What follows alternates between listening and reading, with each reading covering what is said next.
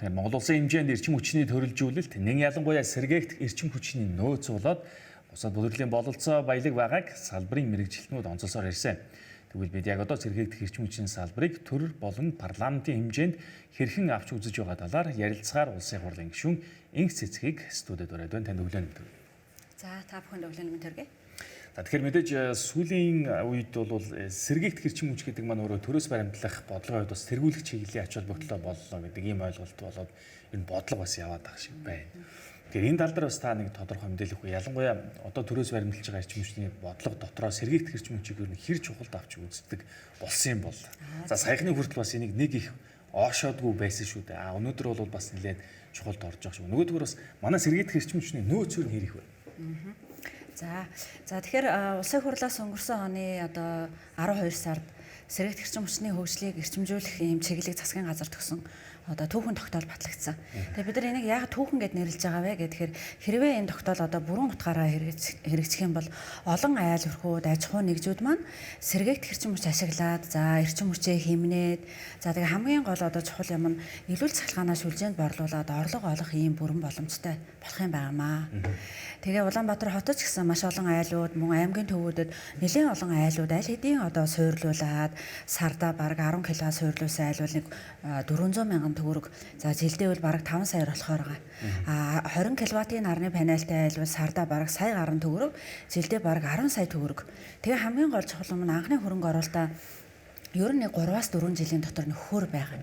Тийм учраас олон айл өрхүүд маань лийшээ орох одоо шаардлагатай байгаад байгаа. Тэгвэл энэ маань үнэхээр түүхэн одоо үүргээ гүйцэтгэх юм гэж харж байгаа. Үр дүнгээ тэгж гаргах юм тий.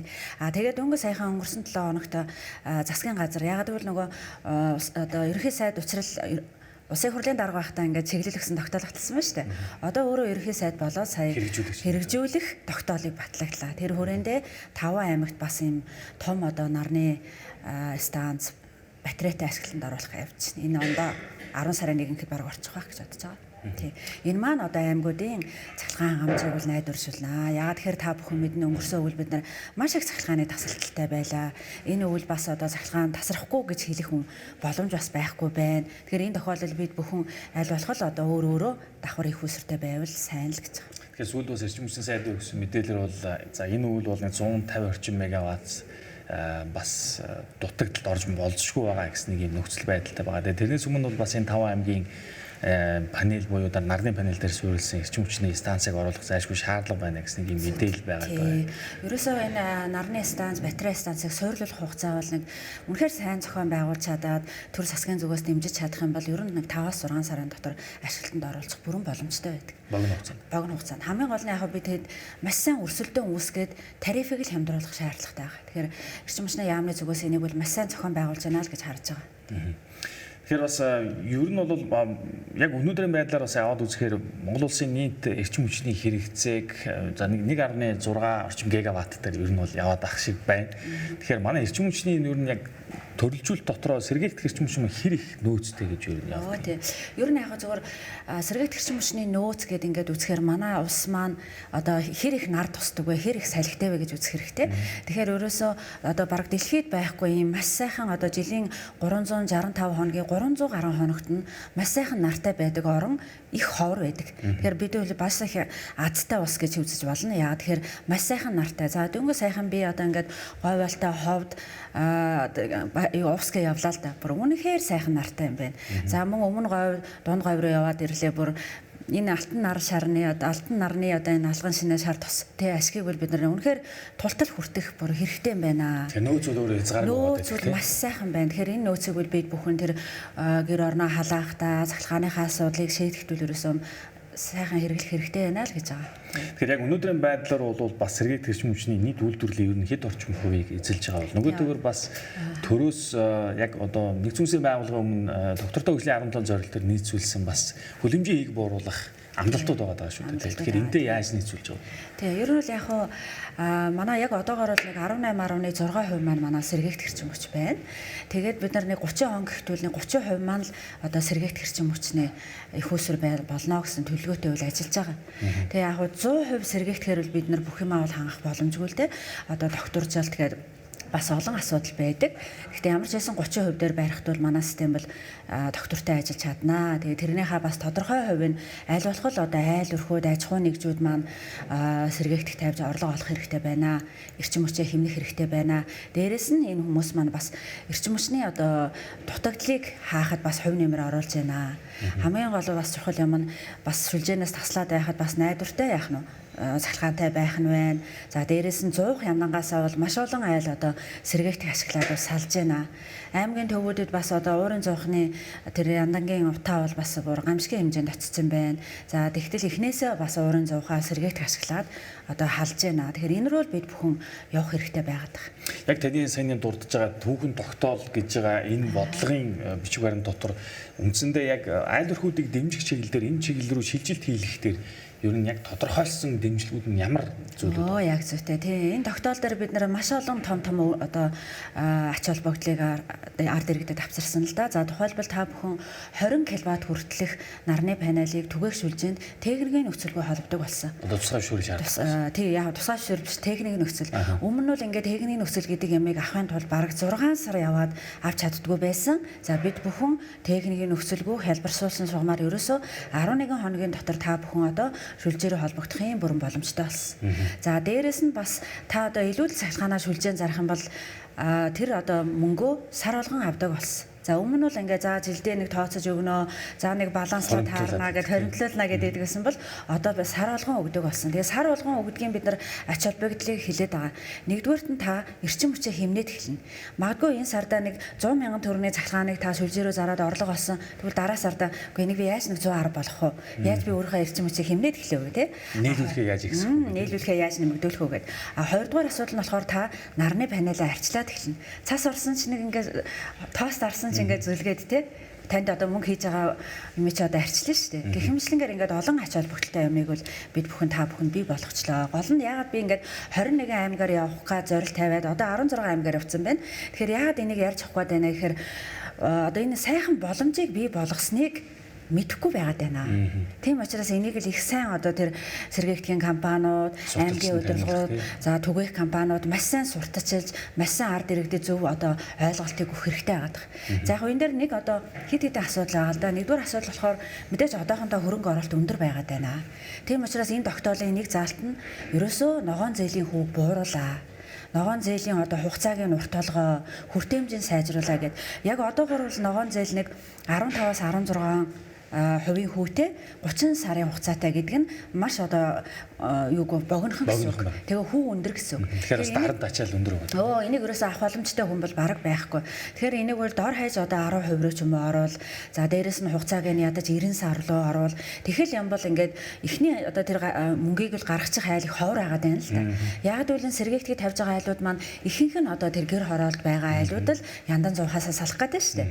Тэр тохиолдолд ерөөсөө тэр эхний гарааны мөнгийг л зээлэр хямд хүүтэй олгох зайлшгүй шаардлагатай байгаа. Тэгээд Монгол банкнд улсын хурлын дарга учрал ахтай үүрэг өгсөн ажлын хэсэг байгуулад ажиллаж байгаа л. Тэгэхээр яг одоо энэ талбар дээр бол нэлээд бас арилжааны банкуудыг хамруулж ажиллах тал дээр тэгвэл бас ажил хийж байгаа. Тийм ажил хийж байгаа. Дараагийн нэг энэ тогтоолын нэг чухал юм нь бид бүхэн одоо төл шатхууны хамааралтай байдал гэдгээ хүн болгон ойлголоо шүү дээ. Тэгэхээр энэ хамаарлыг бууруулах юм нь ерөөсөө л цахилгаан машины хэрэглээг нэмэгдүүлэх. Тэгэхээр цахилгаан машины хэрэглээг хязгаарлаад байгаа юм нь биднэрт хангалттай хэмжээний цэнэглэх цахилгаан машиныг цэнэглэдэг хөрөмж байхгүй. Та одоо шатхуун түгээгдэр очиод хэдхэн минутын дотор бензин авдагтай адилхан хэдхэн минутын дотор та хурдан цэнэглэждэг тий. Тэгэхээр тэр одоо цахилгаан цэнэглэгчийг одоо 100 ширхгийг улс орон даяар аймгийн төв Улаанбаатар хот аймгийг холбож байгаа замуудын дагуу 100 ширхгийг барьж байгуулъя. Гэхдээ сэргээгт хэрчим хүчин дээр үндэслээд гэсэн ийм одоо том зорилтыг тавьсан. Алсын яруу 2005 урт хугацааны хөгжлийн бодлого өрөөнд бол төрийн тарийн дурддаг 2030 он гэхэд бол бас 30% хүртэлх эрчим хүчийг бол сэргээгдэхээр ингэж хийхээр тусгасан байгаа даа тийм. Одоо болохоор та сая 18% гүйцэтгэлтэй байгаа гэдэг хэлэх шиг боллоо. Тэгэхээр ер нь яг энэ цаг хугацаанд амжиж өрн хийж чадна гэж харж байгаа. Яг энэ талбар дээр явж байгаа юм. Тийм. Ялангуяа одоо ингээд нэг саяны бидний одоо улсын хурлаас гарсан тогтоол, засгийн газраас гарсан тогтоолын энэ хүрээнд бол одоо ер нь бол хөгжлийг хурдсгачлаа гэж ойлгож байна. Яагаад тэгэхээр бид нар жишээ нь том сэргийгтгүүдийг 19 оноос хойш дуудлага одоо акшн зарлаж барина гэд нэгч зарлаагүй байсан. Одоо ерөөсөө хэдхэн сарын дотор зарлаад одоо эх 7 хоногт баг ажил эхлэх гээд чинь 6 сарын 1-ээс ажил эхлэх гээд чинь. Тэгэхээр энэ бол ерөөсөө хурцгаад 30% зүгээр маш ойрхон байгаа л гэж болно. Тэгэхээр сэргийгт хэрчмчнээс салбар төр нь олон улсын байгууллагууд тухайлбал яг санхүүгийн байгууллагууд Монгол улсын яг энэ талбарын бодлогыг хэр дэмжиж байна? Яг зөвхөн. Тэгэхээр ер нь бол хараад дэлхийн зах зээл дээрээс хамгийн одоо зээл олох боломжтой юм ерөөсөө л энэ ногоон санхүүжилт байна. Энэ дээр бол ерөөсөө маш хэмжээний зээл олгоё гэдэг байгаа. Хоёрдугаар чухал юм нь болохоор сэргийгтгийн тоноглол ерөөсөө жилээс жил буурж байгаа. Бид нар одоо хамгийн анхны сэргийгтгийн 50 мегаваттыг бол нэг 100 сая доллараар барьдаг байсан бол одоо бараг 30-40 сая доллар руу орж ерөөсөө өдрөөс өдөр технологийн сайжирч байна. Одоо хөрөнгө оруулалт нь буурж байна гэж ингэж харж болно. За тэгээд олон улсын байгууллагууд бас энэ дээр маш их дэмжиж ажиллаж байгаа. Сая Улаанбаатар хотод тэр 68 айл 2 жилийн өмнө энэ жил 80 айл дээр яг одоо нэгдсэн үндэсний байгууллагын хөгжлийн хөтөлбөр маань одоо Монгол Улсын засгийн газартай хамтраад маш олон айлуудыг сэргийгтгэхээр одоо 100 хандангаас нь салгацсан. Эхний айлууд маань бүр ингээд 2 дахь хүүтэн өвлөд аваад туулаа явж байна. Тэгээ тэр айлуудын хувьд бол одоо өмнө нь ингээд маш бохор орчинд амьдардаг байсан бол одоо маш цэвэрхэн орчинд амьдарч байна. За тэгээд дээрэс нь илүүд л одоо мөнгө цахилгаанаа нийлүүлээд орлого олж байна. За тэр ханаа томоонд одоо зарцуулдаг байсан мөнгө, нүүрсэн зарцуулдаг байсан мөнгө гэд маш олон хэмнэлт гаргаад дээрэс нь одоо хавар намар зундаа ерөөсөө тасралтгүй орлого олж байгаа. Тэгэхээр энийг л бид нар ингээд нөгөө улс орон даяар том хэмжээгээр хэрэгжүүлээ. Тэгэхэл агаарын бохирдлол том хэмжээгээр одоо далайцтай хэмжээгээр буурна. Олон хүмүүсийн амьдрал далайцтай хэмжээгээр сайжирна, орлоготой болно. Амьдралын чанар сайжрна гэсэн ийм л зорилт төвшүүлээ явж байгаа. Тэгэхээр бас таныг яг энэ салбартай холбоотой экспертийн нэг тодруулах нэг асуулт байгаа. Тэр нь болохоор Монгол улсад бас яг өнөөдрийн байдлаар техникийн нөхцөл байдлаас наавал үзэхээр тохируулагч станц байхгүй байдаг тийм. Гэтэл тохируулагч станц маань өөрөө маш чухал үүргийг гүйцэтгэдэг гэдгийг сая бид бас өнгөрсөн чадлын дутагдлаас бас харлаа шүү дээ. Тэгэхээр одоо энэ тал дээр ямар бодлого байна? Тийм. Ер нь л яг хараа маш олон хүмүүс ингэж ярьдаг. Улс бол одоо цаашдаа их усүр барихгүй. Зөв их усүр барихгүй. Гэхдээ улс ямар их усүрээ барих ёстой гэхээр яг таны хэлж байгаа саяны тохируулгынхаа станцуудыг улс өөрөө барих ёстой. Яг бол энэ станцууд бол их усүр бол ажил хийдгүй их усүр гэсэн. Юу гэсэн үг гэхээр системд одоо ингээд нэг юу гэдгийг тестер дээр нэг 100 мегаваттын генератор зогсохыг хүлээгээ суужна гэсэн. Зогслоо маш хурдан хугацаанд орж ирээд системийн докторчлтыг хангаж яадаг ийм тусгай зориултын их усүр буюу усан цахилгаан станц, ус оромтлорын станц, том чадлын батарей станцуудаа төр барих ёстой. Яг бол эдгээр маань одоо ингээд тохируулдаг учраас цөөхөн цагаар ажилладаг. Тэр утгаараа хөрөнгө оруулалтаа бараг нөхдөхгүй. Тэгээ тэр ямаагаал ус барьчаал системийнхаа докторчлтыг хангаа явах хэрэгтэй. Бусдаар бол үнэхээр одоо их усүр бариад хэрэглэгчээ олоод зараад орлого олоод тэр арьжааны шугамаар явах гэж байгаа их усүрийг л төр барих ёсгүй. Төрөл ерөөсөө тээвэрлэх ажиллаа хийх хэрэгтэй байгаа. Станцуудаас хэрэглэгч хүртэл буюу дамжуулах түгээх шүлжээндээ л хөрөнгө оруулаад гол дэд бүтцтэй. Гол дэд бүтцтэй л хөрөнгө оруулах хэрэгтэй. Дулаан талдааш тэр цахилгаан талдааш тэр ерөөсөө л энэ үндсэн судсаа хөрөнгө оруулаад бэлэн байдлыг хангаа явах нь төрийн үүрэг. Тэгээд дээр нэмэх нь тохируулгын үүрэг л гэж. Тэгэхээр маш товчхон төгсгөлийн нэг асуулт нь тохируулагч станцтай бид ойр хугацаанд болох боломжтой.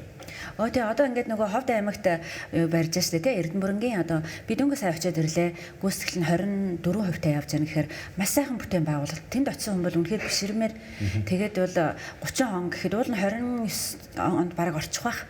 Гэхдээ 30 онд ашиглалтанд оруулна гэж явж байгаа. Тэгээд яг энтэй адилхан төвийн бүсэд бас нэг 100 мегаваттын ус оромтлорын станц. За тэгээ эгийн гол энэ төр баригчвал ер нь бид нар тэгээд нэг сайхан техникийн талаас бол техникийн талаас бол тохируулаа явчих чаднаа л гэж ойлгож байна тийм. За танд хүрэлцэн ярилцсанд баярлалаа. Бид Монгол улсын сэргийгдэх эрчим хүчний нөхцөл байдлын талаар улсын хурлын гишүүн инх цэцэгтэй ярилцлаа.